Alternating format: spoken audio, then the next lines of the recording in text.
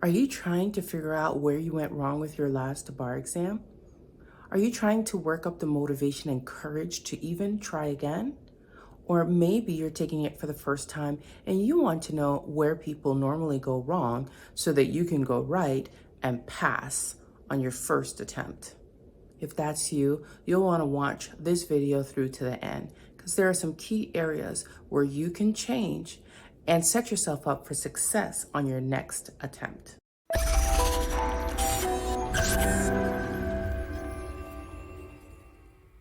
I'm Jennifer Duclair, Bar Exam Mentor, helping you to get over your mindset blocks so that you can pass the bar exam.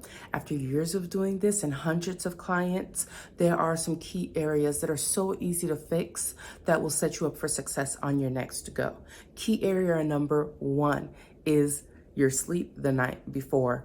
I specifically have a sleep meditation that is geared towards framing your brain for bar exam success.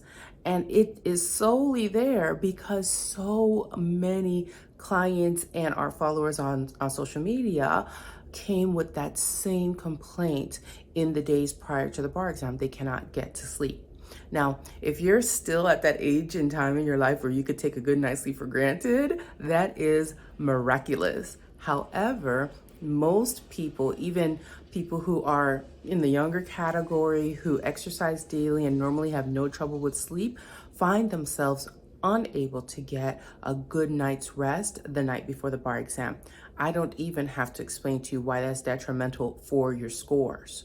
You need a full night's rest, and you ideally need a good week or two of really good rest so that you could be at optimal brain function for your exam. So how do you get to sleep? Even now, start experimenting with foolproof methods of getting to sleep. Because once you get your brain accustomed to that signal that it's time to sleep, then you'll be able to do it on the night before the exam. Now, some people find the sleep hygiene routines very boring, and others find guilt if they go about getting to sleep in a way that's not normally recommended. My thing is, if it's done so routinely that your body knows when you're doing it, it's sleeping time, then it works. Even if this method is scrolling social media and all the blue light from your phone. Now is not necessarily the time to start New Year's resolutions. Now is the time to find out what works. Now, if you don't have a regimen that you normally stick to, or you find that the regimen you normally stick to is not going to help you for bar exam day, for example, you drink off a bottle of wine in order to get to sleep, then now is the time to start implementing some things that might help you. So perhaps as you're drinking off that bottle of wine, you start to play some sleep tones from YouTube, sleep music, right? Or you use binaural beats. There are things like that on YouTube to help people get to sleep. All you have to do is type in a couple search terms and you have a plethora of resources and things to choose from. A lot of people just think it's too good to be true or some kind of shortcut. But the fact is that your brain emits certain waves when it's sleeping. It makes sense that if you hear those waves, it'll bring your brain to sleep state. There are also the same kinds of waves and binaural beats and tones on YouTube for waking up, for studying, for focus and concentration, for exercise energy. You can find it for anything on YouTube and it's completely free. Start playing with some of those things now to see which ones work best for you. And it's important to build your faith in some methods so that you can get to sleep properly. Now, if you want something that's tailored to bar exam takers, I have a specially recorded meditation for sleep and I'll link it below. You will, at the same time that you're calming your body for sleep, you will also be reprogramming your mind for bar exam success. So that might be something that you're interested in. If so, you can click below for that. The next easy fix that you can implement for your next bar exam is practicing, at least in your head, how you're going to get to and through the bar exam day.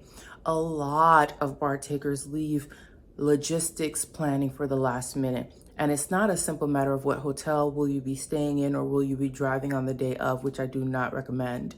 But it's more like, where is the parking? What is the distance of walking from the parking to the testing site? Or will you stay in a hotel that is near the testing site? How can you ensure that you avoid all those fear-mongering bar takers that'll be around you? Oh, that was my story. My bad. You'll want to find out what your story is, what your needs and considerations are, and implement that.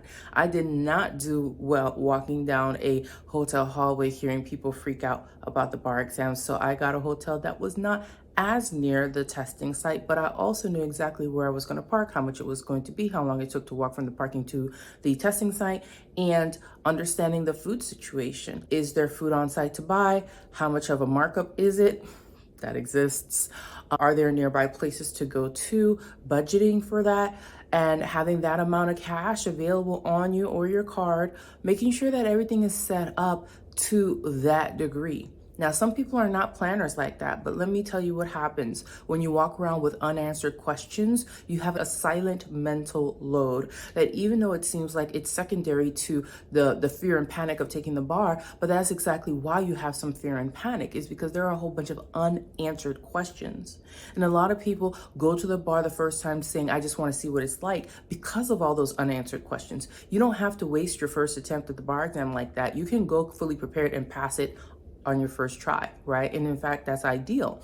But most people who are watching this video today are probably trying to process how they didn't pass their last exam. So I'll gear it towards you. You already have a lot of that information and are familiar with some of those logistics. Maybe you're changing jurisdictions and taking the bar at a different testing site. And if that's so, you'll want to go ahead and do a dry run, at least mentally, of where you're going to be, what you're going to do, how you're going to do it. I remember actually going prior to the bar exam to tour the city, to familiarize myself with the surroundings. When I was in my avid traveler days, I would literally lock up my stuff in the hotel or the home I was staying in, and I would go jogging in the new city and orient myself with where everything was, how far away things were, and I would do that on my first day in any new city. That way, I had peace of mind for where was I going to get my breakfast and coffee, and where was I going to head for lunch, and what were the closest place to go sightseeing at, and what does the public transportation system look like, and like what are the people like when they're walking up and down the street, and how safe it is to even be walking up and down the street. So I would do my one fight flight adventure, which was actually my jog. And it was great because I was getting all that nervous energy out of me while jogging. You need to give your brain some peace with some answers to all of these questions. And the more detail oriented you get, or even have a dry run in your head, imagine yourself waking up, imagine yourself brushing your teeth and getting dressed, imagine yourself grabbing what you need and walking out the door.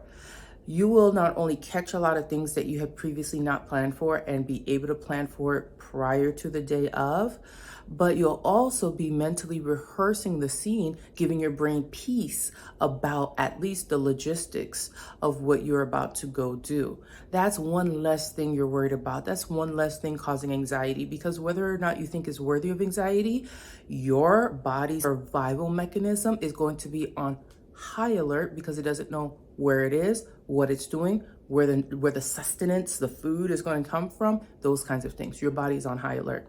Now, if you were like me, on my second and third attempt, I did have the good fortune to have a male figure go with me, right? And I say that because me as a woman, it's just there's a comfort, right, to having that. So there were a lot of things I didn't have to worry about. Food was brought to me and all those things. The driving was taken care of, and but if you're not in that position, and especially if you are the male figure that everybody's looking to for feelings of safety and protection, you may want to go ahead and pre-plan and do dry runs in your head, right? Whether you're going there alone or you're going there with someone, you want to know that the details are handled and that you can shrug those off and you can just focus on your bar exam. The next thing that you can do, that's an easy tweak, it's not even study related, to help yourself to do differently the next time, is to find out what your study personality type is. I know the word study is in there, but this personality type is what drives you in all of your life activities, not just bar prep. The thing is, a lot of people ignore who they are when it comes to bar prep, and then they dive into bar prep in this one cookie cutter way, and it doesn't work for them. But they look at tweaking study strategies or getting a new course or getting a tutor. It's a trial and error process to finding what works for them. Unfortunately, most people get too discouraged to keep trying, even if all of their trials are getting them closer to the correct answer. You can skip all the trial and error, go straight to what is my study personality. It's usually going to be the same set of drivers and motivators that move you through everything that you do in life. And if you look over your life, you will start to see where all these motivators are the driving energy behind your going to work or your hobbies that you spend time in or the way that you spend your free time and your money. Your drivers are everywhere. And if you can find out what they are, then you can consciously harness them to motivate your studying. When you do this, you fill your heart because you're giving your heart what it needs. And you're also using the most optimal strategy for you to motivate yourself to study and stay consistent with it. Now, if you're interested in an easy way to identify your study personality so that you can know what are your motivators and how to tie them into bar prep, I have a link below for a free quiz that you can take to discover your study personality type. And it comes with a free report that tells you how you can tie that into or use that to inform the way that you do bar prep this time for optimal beneficial effects. All right, that's what I have for you. I will see you in the next video. Bye for now.